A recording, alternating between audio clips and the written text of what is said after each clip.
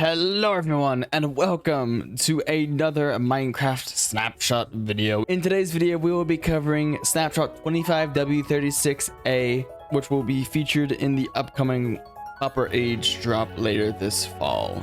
We have actually a few more things than I was expecting this week. I honestly thought we'd be done with the snapshots by now, considering when we got the menu panorama, but it seems like they still have a few things left to show, even if they're only more on the technical side and not the main feature side. But before we get into today's snapshot video, I wanted to go ahead and mention that one of the Minecraft developers made a tweet recently about an upcoming Minecraft album that will be dropping tomorrow. Now, I'm not sure if we know all that much about what this is going to be, whether it's for new game music that'll be in the next update or a future update, or if it's something entirely different and just kind of its own thing. But what we do know is that it's called Pixel Drift. Sick name, just gotta say.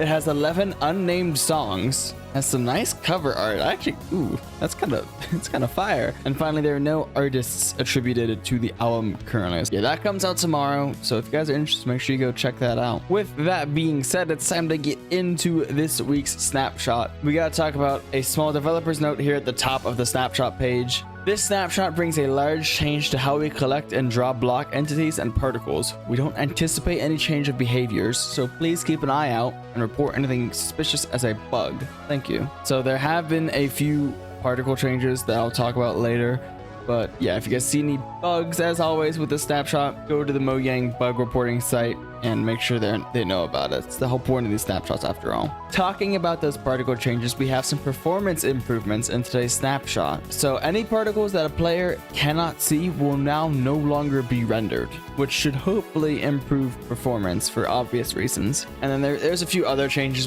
with particles, I believe relating to Dragon's Breath. I'm not entirely sure about that stuff, nor do I think it's that important. Moving on to the end, we once again have a few end light flash changes that I would like to talk about. So, first of all, while the dragon fog is active, the flash source in the sky is not visible, which is how it has always been, I'm pretty sure, since they've been added. I don't think it's ever been visible whenever it happens out there while the dragon is still alive. However, if we go ahead and kill the ender dragon, we should soon see that the end light flashes will still occur, but there has been another change here. Now see, there's your end light flash. You'll notice that the end stone is really not as bright as it used to be. Whenever the end light flashes occurred previously, the end stone would flash like a very vibrant purple, and they have gone ahead and toned that down quite a bit. It is quite a bit dimmer. I'm actually shocked. I didn't really notice a change that much, to be honest. No, that's the issue. Scratch that last part. I went into my settings, my accessibility settings, and noticed I had the hide sky flashes on still, which made it so the end stone really didn't have a change. No, they still quite visibly flash a very bright purple, but it is supposedly dimmer. I don't know if I can really tell, but it definitely still flashes. Next up, there have been a few world border changes included in today's snapshot, including the fact that world borders can now be set per dimension, which is huge.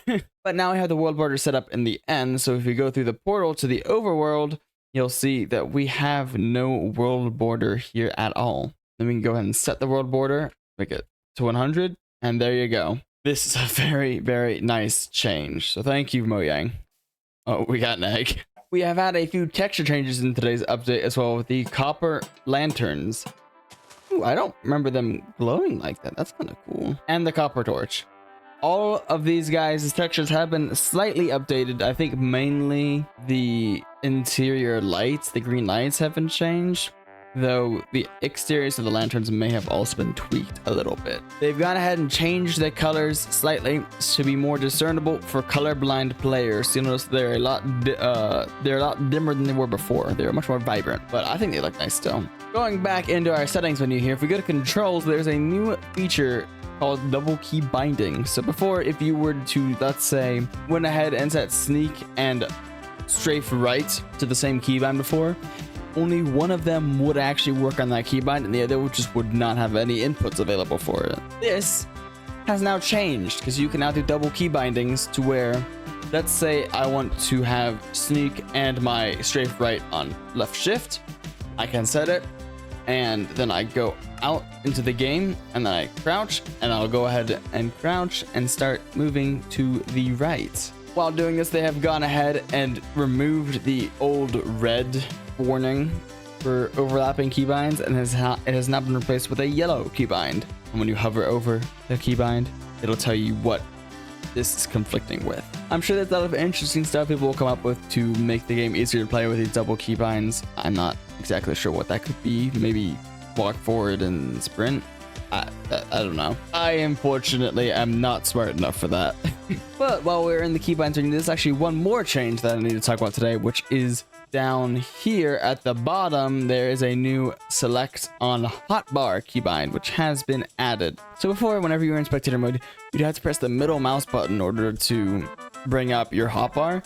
This is now customizable with the select on hotbar keybind.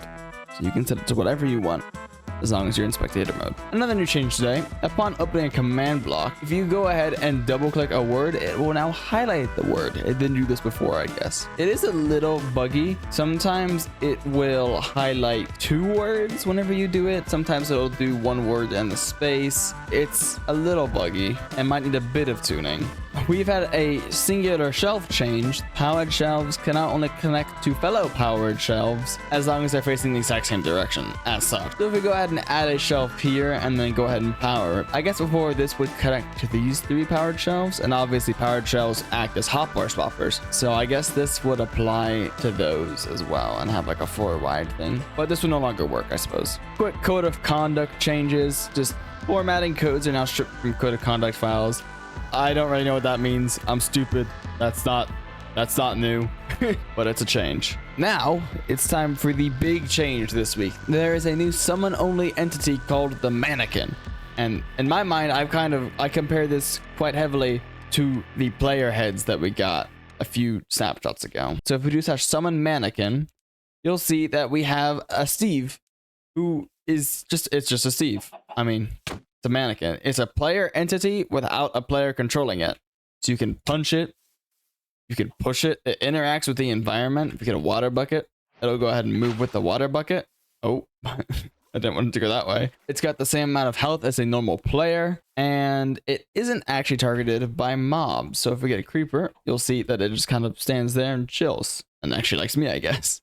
So that's the basics of it. There are a few customizations that you can actually do.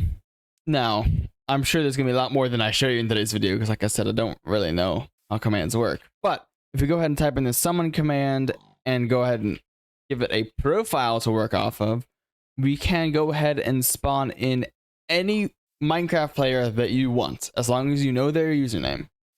So we can spawn in one for me. So if you use this command, obviously changing out the parts in quotation marks for whatever you want, you can go ahead and spawn in a mannequin of whoever you want. For instance, we have my identical twin here. Excuse me for 1 second. Stop photobombing my video. Sorry about that. We have my identical twin here, but he's looking a little lonely, honestly. There we go. Now we have a few friends to go along with the Medulla mannequin. We have Ferris and Rattler.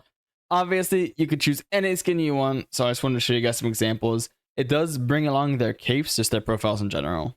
I do want to note, the things you can change with NPCs include their profile, as you can see here, their textures, their capes, their elytras, their model types. I believe the model type include the slim or the classic styles, as well as hidden layers, which is basically the 3D parts to my skin that can be enabled or disabled. And those hidden layers include all of these things. So like my hat, if I turn it all off, I'm a bit chopped. Don't look at me. Yeah, you can turn all that off with these guys if you so choose. And I think that's basically it for these NPCs.